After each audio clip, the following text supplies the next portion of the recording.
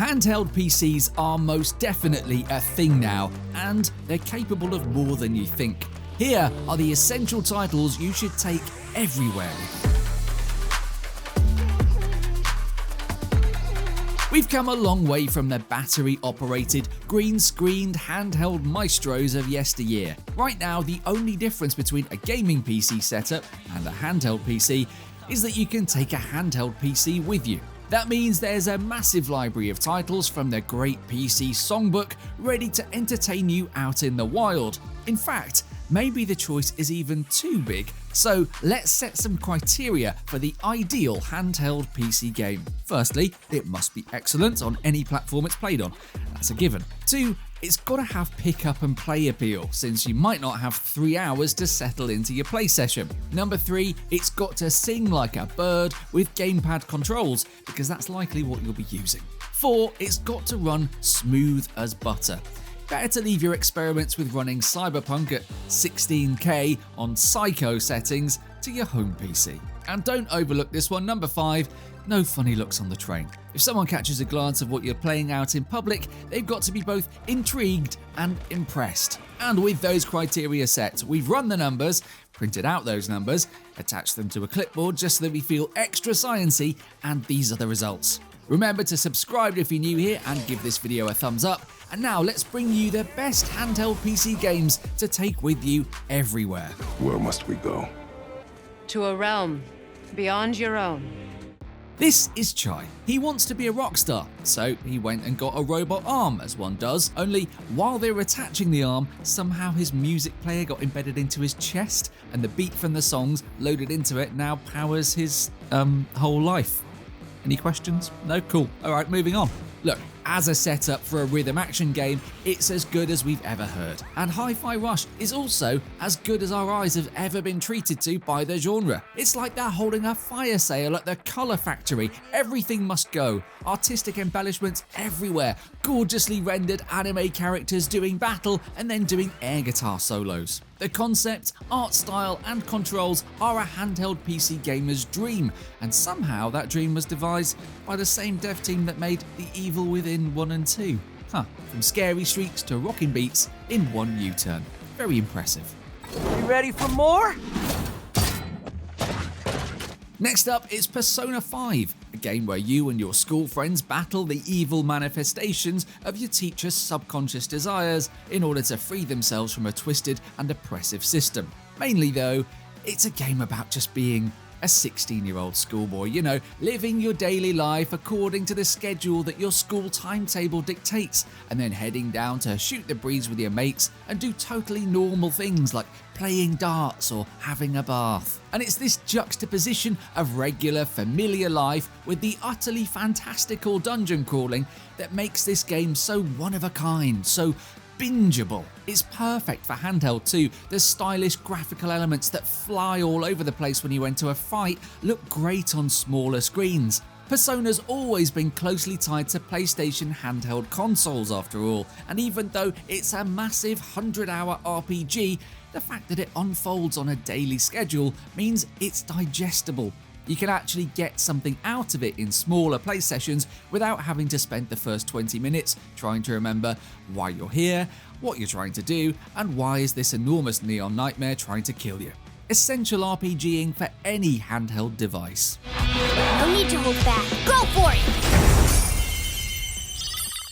Part of the joy of a handheld gaming PC is seeing your hardware handle big budget AAA magnificence in a format that you can slide into your pocket. And 2018's God of War is the perfect way to experience that joy.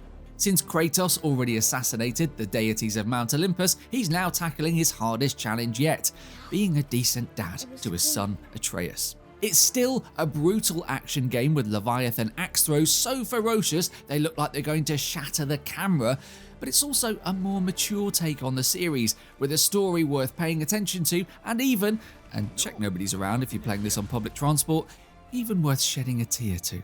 Unlike previous Gods of War, this one's available on PC and liberates the camera from fixed cinematic perspectives to an over-the-shoulder view, which is a great place to drink in one of the most lavishly beautiful worlds ever made from pixels.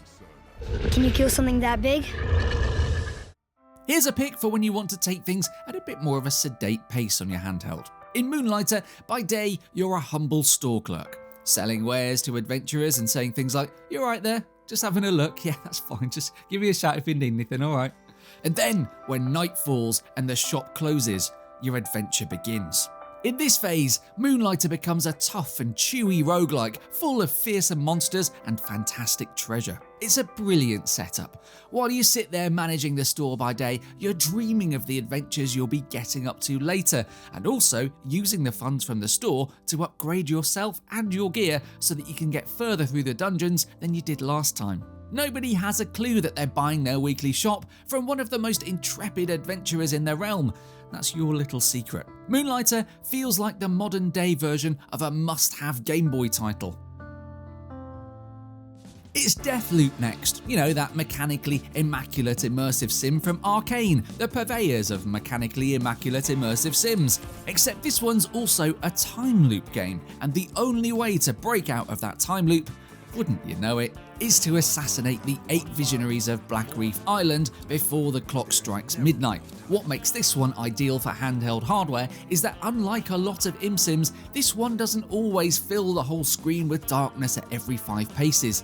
It's not the sort of experience where you're peering into the gloom and sneaky, stabby your way through each level. It's rich and colourful. It can withstand being played in brightly lit areas or even spaces with changing lighting conditions, like cars and trains. The art direction seems to have taken its cues from exploitation cinema of the 60s and 70s, a film movement hardly famed for its muted colours. And aside from being especially stylish and readable on a small screen, the sheer scope for murdery experimentation here is, well, practically inexhaustible. Which is just as well because, oh look at that, it's about to turn midnight. Back you go. There was a time many decades ago now when handheld gaming was basically just platformers. With only a few megabytes of data to build their game from and a tiny screen outputting that game, developers turned to simple side-scrollers to bring their ideas to life. Just look at how far we've come. Ori and the Blind Forest is, on paper, a side-scrolling platformer too, so is carrying the torch for all those old Game Boy and Game Gear classics.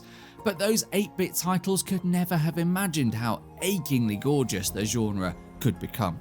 The titular Blind Forest here is somehow mournful, the inky silhouettes and subtle animations conveying something that doesn't need reams of dialogue or cutscene exposition to land with you. Structurally, it's a bit of a Metroidvania, coaxing you deeper into its mazes, and then, as you get tougher, you backtrack and you take on the parts that you didn't have the abilities for before. The tangles of trees, the warrens and the meadows start to look more familiar, and your movement through it all becomes more fluid, even as the platforming challenge ramps up. There are definitely worse ways to spend a few hours on a long journey, a hotel room, or wherever you find yourself with a handheld PC. And there we are then, 6 absolute belters from the PC library that'll make you want to have your handheld PC with you at all times. Remember to subscribe and turn on notifications to be alerted by us whenever we drop a new video, like this video if you enjoyed it, and we'll catch you next time.